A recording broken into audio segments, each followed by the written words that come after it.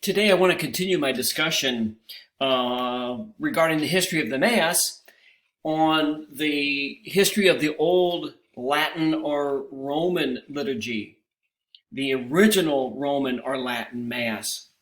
So one of the things that helped to standardize the Latin Mass and why it became such a fixed entity was because in the 6th century, the Church in Rome began to formulate to compile a set of liturgical books. So the first one was called the Sacramentarium. That may ring a bell because the current sacramentary is the descendant of this book.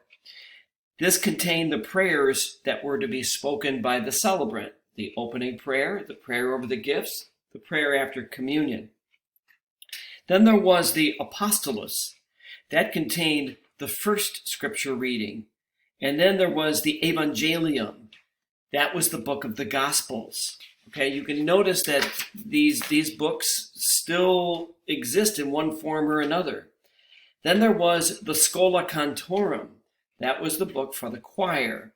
The earliest of these scholas contained only words and no melodies. The melodies were handed down from memory. It was Pope Gregory the Great, who was Pope from 590 to 604, who placed great emphasis on liturgical music. And he even helped, so it is said, to compose and rework a lot of liturgical music. So here we have the beginnings of what we now call Gregorian chant. Another of the books was called the Cantatorium. That was for the cantor, for the solo singer.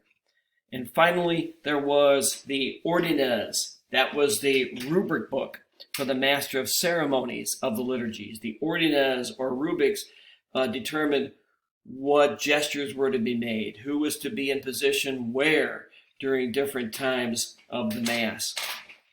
So I hope that you have found this somewhat helpful, maybe even interesting. I'll go through this again when we're able to get together in the fall. Thank you once again for watching. Stay safe, stay healthy.